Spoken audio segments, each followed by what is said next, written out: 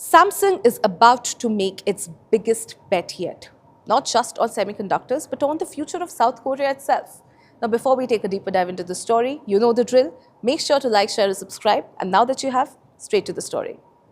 According to the reports, Samsung Group is preparing to unveil a sweeping 1,000 trillion won investment plan. That's roughly $648 billion, one of the largest corporate investment programs ever proposed in South Korea. And at the center of it is AI, semiconductors, and regional development. The announcement is expected during a meeting on Monday between President Lee Jae-myung and the country's biggest technology companies. Now, according to Mail Business newspaper, Samsung could commit as much as 300 trillion won specifically to build semiconductor manufacturing facilities in South Korea's southwest. The broader investment plan would also include AI data centers, batteries, and display technologies. Executives from Samsung Electronics and SK Hynix are expected to attend the meeting alongside government officials and present these investment plans extending beyond Seoul. Now, neither Samsung nor SK Hynix has confirmed the reports, and the presidential office has not disclosed investment amounts. But officials have confirmed that Monday's event will unveil 3 mega projects spanning semiconductors, AI data centers, and robotics. Now, for years, South Korea's semiconductor industry has been sort of concentrated around Seoul. That's where Samsung and SK Hynix built many of their largest manufacturing facilities. But AI is changing that equation. Demand for advanced memory chips is growing so rapidly that existing infrastructure around the capital is beginning to run out of capacity.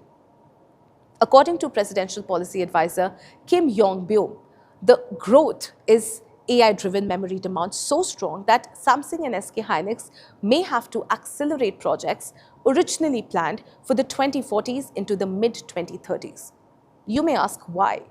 Because there simply isn't enough land or enough power or even enough water around Seoul to support future expansion. The government's answer is decentralization. President Lee has made balanced regional development a central economic objective. His broader vision includes creating 5 regional economic hubs and 3 special self-governing provinces to reduce Seoul's dominance. Last year, the Seoul metropolitan area generated more than 52% of South Korea's regional GDP. The proposed semiconductor investments are designed to spread economic growth beyond the capital, while easing infrastructure bottlenecks. The southwest, including Gwangju and the Jeolla provinces, has emerged as one of the leading candidates. Local media report that Samsung is considering Gwangju as a possible investment location. But the proposal has become politically contentious because opposition lawmakers argue that the investment is being driven more by politics rather than economics.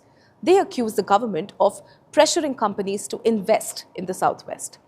This is a traditional stronghold of sorts of President Lee's Democratic Party ahead of the ruling party's leadership contest. The opposition People Power Party says semiconductor investments should be decided by companies and not politicians. Its spokesperson argued this week itself that factory locations should never become political decisions.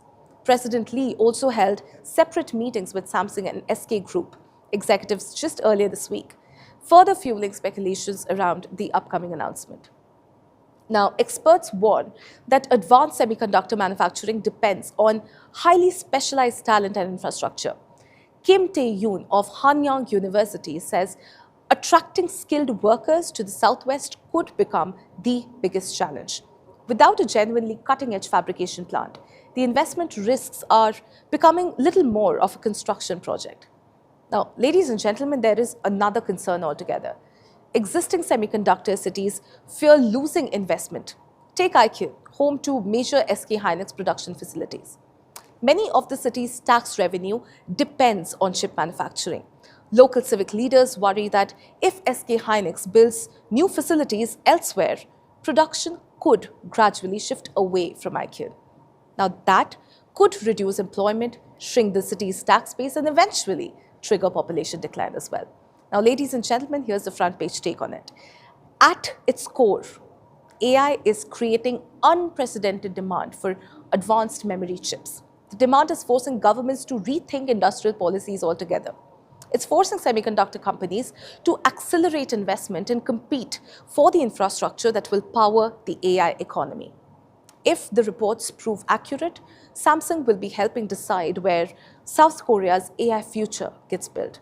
But the debate also reveals something much, much bigger here.